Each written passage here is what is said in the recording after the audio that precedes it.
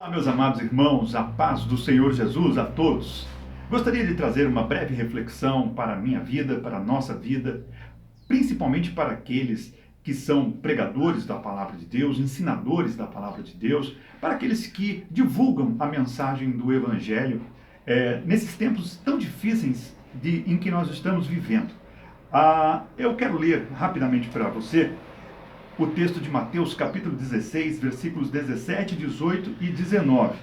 Então, segura um pouquinho aí, porque é um tema muito conhecido, você pode estar até tentado a dizer assim, mas eu já ouvi uma mensagem sobre isso. Mas eu quero te trazer uma coisa muito importante. Diz assim, Evangelho de Mateus, capítulo 16, versículos 16, 17, 18, que diz assim: E Simão Pedro respondendo disse, Tu és o Cristo, o Filho do Deus vivo. E Jesus respondendo disse-lhe, Bem-aventurado és tu, Simão Barjonas, porque não foi carne e sangue quem revelou isso para você, mas meu Pai que está nos céus. Pois eu também te digo que tu és Pedro, e sobre esta pedra edificarei a minha igreja, e as portas do inferno não prevalecerão contra ela.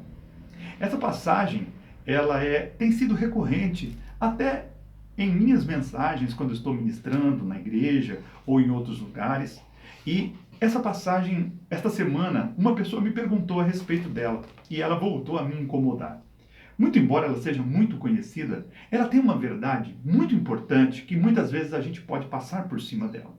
Jesus, ele está se encaminhando para Jerusalém, sabendo que resta pouco tempo para ele aqui na terra. Ele seria sacrificado, morto, padeceria muito e depois seria ressuscitado, conforme as profecias. E agora está num momento crítico em que ele pergunta para os seus discípulos se os discípulos sabiam quem ele era realmente. E Pedro, pela inspiração do Espírito Santo, revela: Tu és o Cristo, o Filho do Deus vivo. Se é que Jesus pode se maravilhar com alguma coisa, porque ele é Deus e nada lhe surpreende, digamos assim que Jesus ficou maravilhado com esta frase de Pedro e disse para ele: Pedro, Jesus faz uma brincadeira com o nome de Pedro, que quer dizer pedrinha, pedra pequena, e ele diz assim: Pedro, você que tem o nome de uma pedra pequena, acabou de falar algo fundamental, uma rocha, uma pederneira, algo muito grande.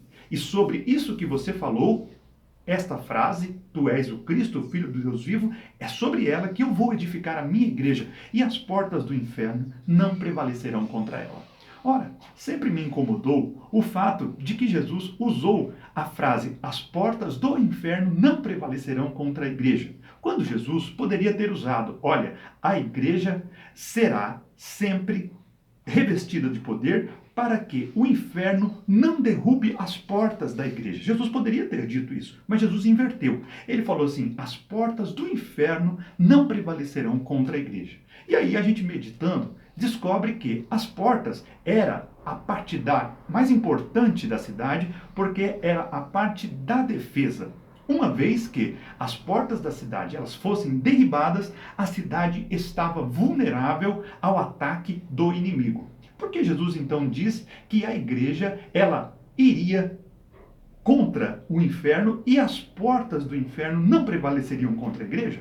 Nós descobrimos aqui algo muito importante, que a igreja não foi criada para estar na defensiva, aguardando os ataques do inimigo. Porque se fosse assim, Jesus teria dito, a igreja, ela terá o seu papel de defesa e quando o inferno vier contra a igreja, o inferno não vai conseguir derrubar os muros da igreja. Não, Jesus inverte isso. Ele diz assim, a igreja, ela vai atacar.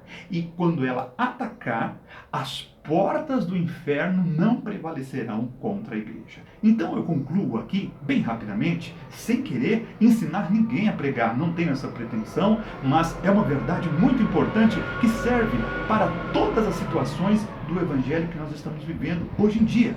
O evangelho de Cristo é um evangelho ativo e não reativo.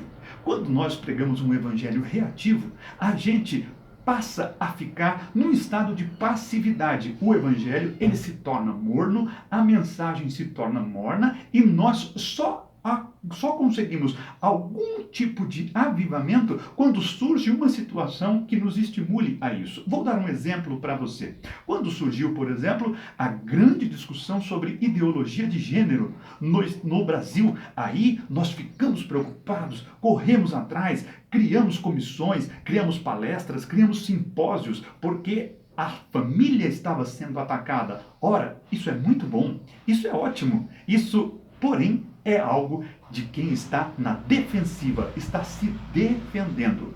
Outra coisa muito importante, que está muito em voga hoje em dia, a depressão. Hoje nós vemos estudos, nós vemos simpósios, nós vemos palestras, nós vemos mensagens com esse tema.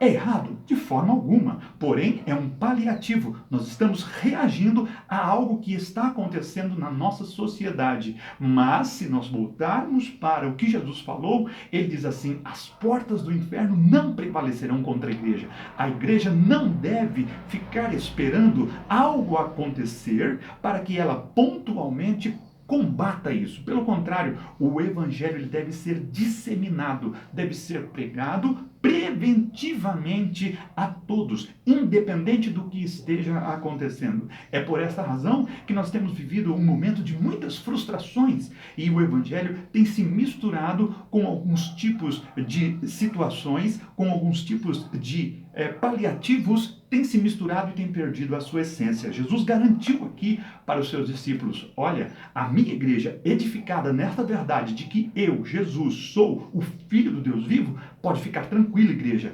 As portas do inferno não prevalecerão contra a igreja.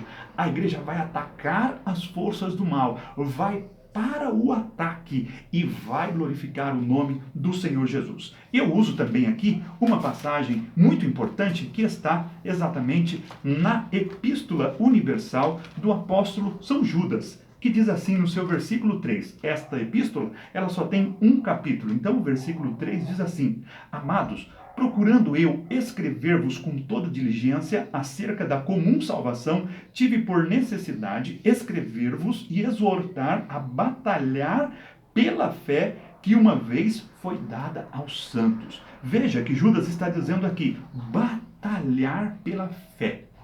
Batalhar pela fé. Isso significa o quê?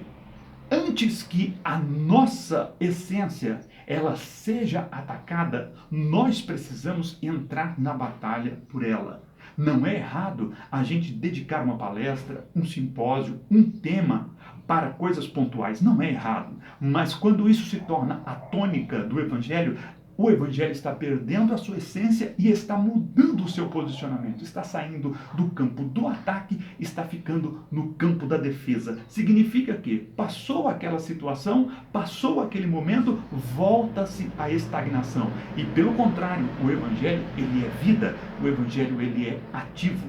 Eu trago esse alerta então a todos que ministram a palavra de Deus, a todos com muita humildade, recomendando para que tomemos bastante cuidado, para que nós não fiquemos à mercê. Daqui a pouco surge um outro movimento e nós vamos na esteira desse movimento e aí a gente combate. Daqui a pouco aquele movimento passa, a gente espera mais um pouquinho, surge um novo e a gente vai e ataca isso. E o Evangelho vai perdendo a sua força. O Evangelho não precisa de nada acontecer. O Evangelho ele deve ser anunciado, Paulo diz, a tempo e fora de tempo.